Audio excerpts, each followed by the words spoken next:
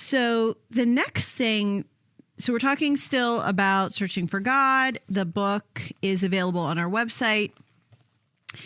We've been talking about how Christianity is viewed in the culture, talking a little bit about some competing beliefs, some ways that Christianity, our culture has been inoculated. I think that's just a really great term. But it's a Tim Keller term for how our culture sort of thinks we understand Christianity and it's not for us. Mm-hmm. So what I want to talk about now is some competing beliefs, and how we can identify them, sort of recognize them, and have, I hate to use the word armor because it's what I'm trying not to do, which is battle. Term, but right. Have tools. I don't know what the word is, but have some foundation for intelligent conversation informed by an understanding of that person's competing belief. Mm-hmm. So before I talk about that, I'm going to say again how important I think it is not to assume, in the same way we don't want people to assume what Christianity is or what our perception of Christianity is. Listen, Christians should have some foundational essentials that we share. But the truth is, not everybody who calls himself a Christian believes the same thing. Yeah. So in the same way that we wouldn't want people to make assumptions about our belief system, we shouldn't make assumptions about other people's beliefs. Mm-hmm. Having said that, when we ask good questions, we will likely find some markers that indicate what the competing belief is. That is in that person's heart and mind, boxing out Christianity. So that's what we want to talk about. We're going to talk about 3 really big systems that a lot of other things fall under. We're going to talk about naturalism, relativism, and religious pluralism. They cover a lot. And so we're going to do the work of understanding what they cover and how we can get our footing in a conversation where those things emerge. Mm-hmm. Okay. Do you want to just give me here's my overview of those 3 things, or do you want to say any introductory statements? You're no, Holly, you just do it all. And I say that because again, our brains are different, which is what makes things interesting, right? If we were all the same, it wouldn't be as interesting, but our brains are different. So my brain does not fully grasp definitions, and yet when I see it, I go, of course that's right. Okay. Right. So, what do you mean when you say you don't grasp? I see naturalism, I don't go, oh, naturalism is the state of the. Oh, so what you mean is not that you don't grasp the definition, but that you can't regurgitate it. Exactly. Okay. So my brain doesn't do that, and yet when I see a full concept, I go, oh, this concept really makes me think of this. Okay, that's good for me to hear, because maybe you can help me understand how to equip someone who isn't able to regurgitate it. So before we mic'd up, I said to you my plan for this whole series, and I said I'm going to talk a little bit about kalam, and I saw your eyes go like but what I meant by that was the kalam cosmological argument. It's just a really fancy word for a really sturdy case for creation, and I want to make it simple. Mm-hmm. How do I do that? What would be I'm going to give you kalam. Kalam cosmological argument. And I say this to you. Someone came to me and we were having a discussion, and they were like, "Oh, so you're a universalist?" And I'm like, "No." Why are you defining me? Yeah. And so we had to go back and have a conversation about what I genuinely believed. Now, the person was trying to offend me, so it was a totally different situation. But rather that I'm much more about the concept. And then if you define it later, so I'm going to use So how do you root the concept if you don't have the definition in hand? Well, so it's a great question. I am extreme shades of gray. And so when someone says to me they are a complementarian, right, I would say I'm not necessarily complementarian, but I kind of lean towards the complementary, right? Because I'm a shade of gray. So I wouldn't call myself a hardcore complementarian. Oh, you don't like, so are you saying you don't like the finality of a definition? Yes. And so that concept to me, I'm kind of, it's too final. It's too black and white for my brain. So you're a little relativist. But I believe in truth. I believe in truth. Yeah, I'm just teasing you. I'm just teasing you. Right. So I believe that there's Jesus. So there are some things in your life that are black and white. There are some things. But most things are gray. But yes. I think that's interesting. Yes. That's a good thing for us to grapple with. Because I think you're probably there's a lot of people who can identify with that. Okay, so. Which I think it's always funny to be the black and white. My husband's a black and white. And so we always kind of joke about that. I'm more black and white. Greg helps me see a lot of gray. Yeah, I think I'm more a black and white person. It either is or it isn't this. I know there is a lot more gray in the world. Like but I lean more towards the. Yeah. I like I'm terrible at math, but I love the idea of math. You know what I mean? Like there's a right answer. Yeah, finality. I like the idea that there's a right answer. So it appeals to me. Like relativism would never appeal to me. Yeah. Relativism is my truth, your truth. Which I agree, there is a truth. Yeah. Right?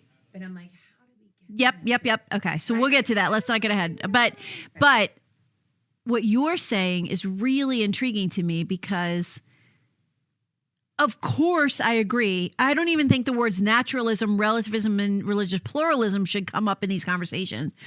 So I certainly don't think the Kalam cosmological argument should come up in these conversations. But it's really good to understand what that argument is. And later, we're going to talk about the minimal facts, the argument for the resurrection.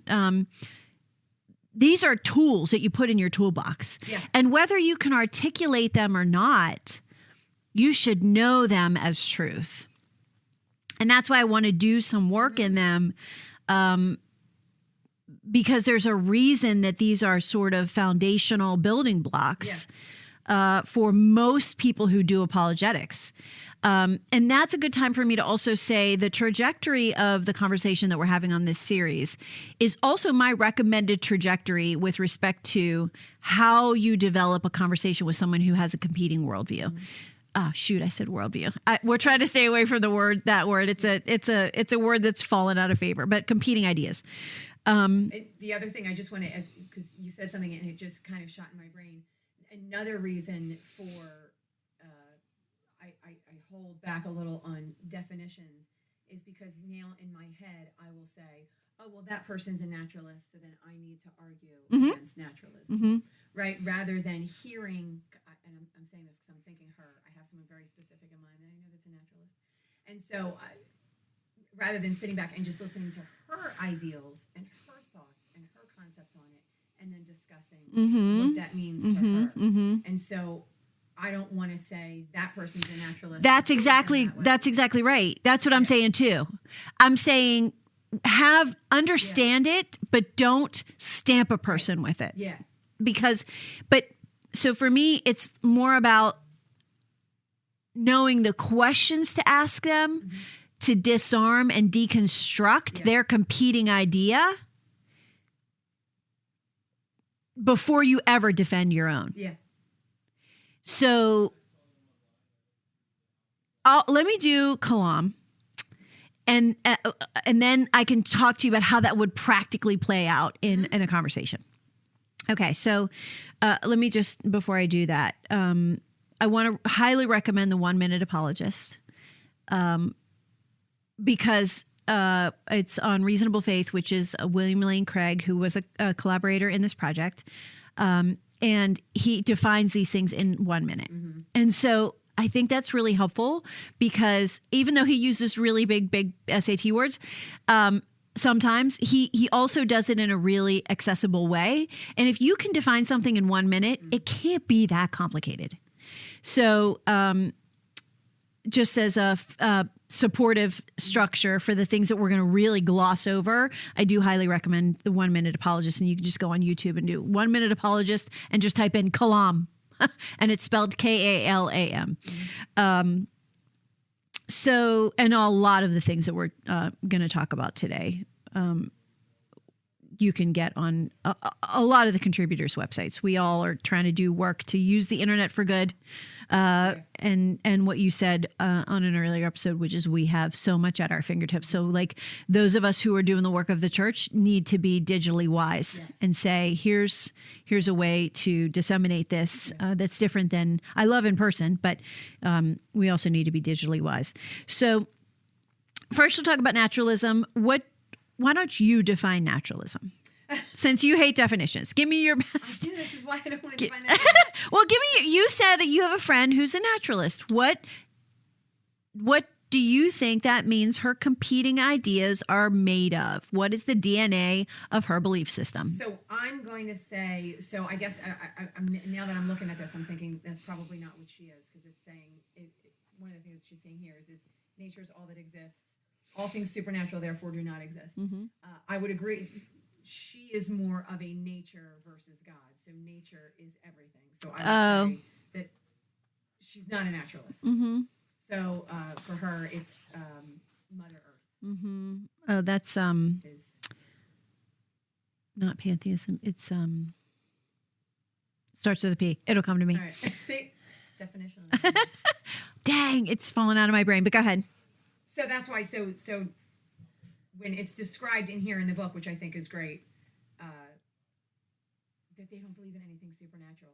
And I would say, now, maybe I'm going off on a tangent here, but Sadducees would probably have been considered that, right? Well, considered what? Considered naturalists in that they didn't believe in the resurrection. Okay, sidebar. Yeah. The way that I think it's better to think of the Pharisees and Sadducees is conservatives and liberals. Okay. They were a Jewish sect, as were the Essenes. So there were three big sects in what we call Second Temple Judaism, which was the time that Jesus came. And the Pharisees were like legalists. So think of like conservatives who are like hyper conservative, who are like, it has to be like this. It can't be any other way. That was like the Pharisees. The Sadducees were liberals. They had been influenced by Hellenistic culture. They sort of thought like, can't we all live together? I can still hold my belief system and also adopt. There's a word called syncretism that would sort of not exactly be right here, but that idea of like I can embrace the culture and still hold my faith beliefs. So maybe that would be like a liberal Christian. And then there was the Essenes, which you didn't ask about, but they would be like what some people would consider like a cult. I don't think that's a good definition, but they were like, the reason that I say that is because they physically separated themselves. Like they lived apart.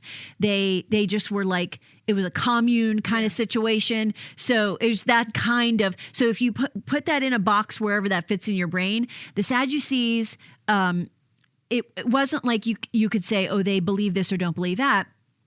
But well, of course you can, which is a whole conversation for another day. But I think it's better to put them in those boxes contextually for our modern mind. That it's like the Pharisees were like the legalists, the Sadducees were like the liberals, and the Essenes were like. And Jesus was coming in and saying, "I've got something different, which is here is truth, and live in the world, but not of the world." Right. Yeah. So that's what he was sort of dealing with. Is that helpful? Yeah. Okay. So. Should I define it? Yeah. Okay. Okay. So I'm looking at page 31 in the book. And the first paragraph is not particularly helpful if you're not going to look in the glossary because there's a lot of other really big words in there. But basically, a naturalist is what you said, which is only that which can be measured can possibly be true. If I can't see it, taste it, touch it, feel it, measure it, if it doesn't always behave the same in predictable and objectively measurable ways, then it can't be truth. So science is super tied into this. I'll say here that I think science beautifully complements Christianity. I'm a huge scientist-minded person. So I don't think those things compete. In fact, I know that they don't, because when you think about science, it is the measure of the measurements of the observable world. So by nature, science couldn't possibly have a good handle on those things which are not of the natural world and predictable, like miracles or anything supernatural.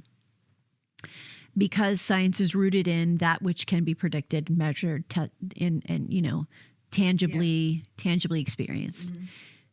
So that's fine, great. I think God gave us science for sure. He wants us. It's another way to me that he wants to be known, and we uncover him. So no conflict there for me. But for some, it's the blocker. Yeah. If I can't predictably measure it, it can't be true.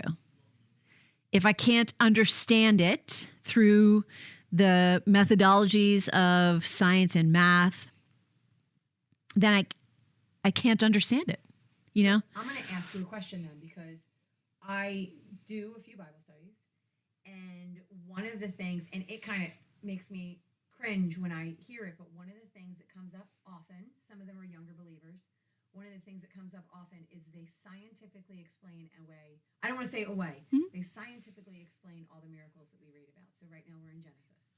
So there was a scientific, explanation about why it rained, a scientific explanation about, parting the seas, whatever it might be, like, oh, there was an asteroid. We find that there was an asteroid, or whatever.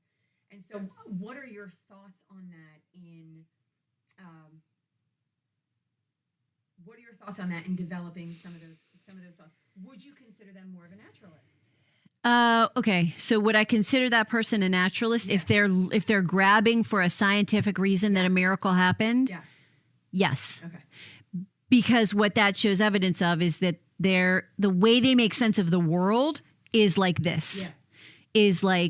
Is there an explanation, a scientific explanation? So I've also heard people say there's a meteorological explanation for the parting of the Red Seas, like that is a big wind. Yep. One of the things that I know you love, I'm going to say the Kalam cosmological. One of the things that's rooted that the Kalam that argument is rooted in, cosmological argument, is that if that meteorological experience if that were the reason, why did it just happen that one time? Right. That would be the question that I would press them on. So do you see what I accepted?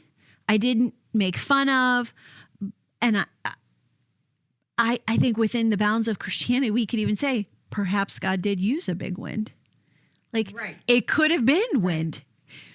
Who knows how he did it? The Bible doesn't tell us how. Nobody knows how. No records seem to have been kept on how it happened or what it looked like. I mean, we all have the daggum movie idea in our head of the Ten Commandments and what it looked like in the movie, but that might not be what it looked like. Right. So I can say, you might be right about that. Maybe it was a big wind that caused that to happen. Why do you think that never happened again? Yeah. The world is not so geographically or meteorologically different in recorded history, leaving global warming aside. That's been pretty gradual, so let's not blame that for meteorology being completely different now. Yeah. That sea exists. The mountains and the plains around it exist. Weather is predictable. Why do you think that only happened the one time? Yeah. That's a question I think they would have to grapple with. Right. Even if it was just like taking out this, like, we disagree on the how. Let's talk about the why. Just shift the conversation into a place that, because if a person is a naturalist, they like to have answers that they can depend on. Yeah. And if you just, I'm going to say it again, disarm and deconstruct, that's the deconstruct part. Like, I'm deconstructing what she's saying a little bit gently. So in the case of disarm and deconstruct there, my first thing would be, that's viable to me. Like, I'm disarming you. Yeah. I've just said to you, I have no issue with that. And so now we aren't in an argument. Yeah. So I've disarmed. And now I'm just going to gently deconstruct by saying, I wonder why, that's another great phrase. I wonder why, or why do you think, or what are your thoughts on, because it's an invitation into conversation and not like, I wonder why that only happened that one time then. If that were the case, why didn't that happen all the time? Why don't we see it happening right now? Right. That seems weird. Yeah.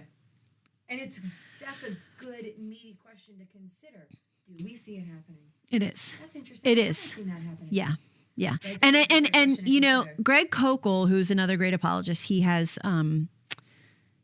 his own tools that he uses. And what he says is just leave a stone in her shoe. Like, you don't have to settle it.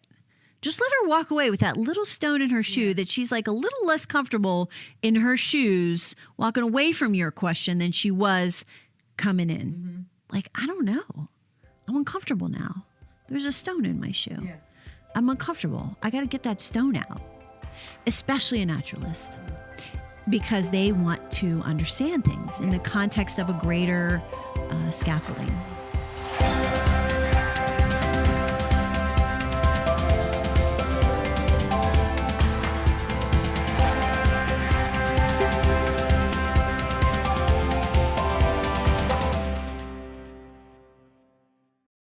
Hi, I'm Holly, and I'm the primary teacher and author here at Study with Friends. My education is from a Reformed theological seminary, so you'll see that come through as we teach and study together. But on occasion, I'll introduce concepts from other doctrines when I think they shed light on the material, just so that we can have a well-rounded understanding of lots of different perspectives on the text. We strongly believe that you should know and understand who's teaching you the Bible. And so you can learn more about me at studywithfriends.org or zondervan.com. We're just really glad you're here.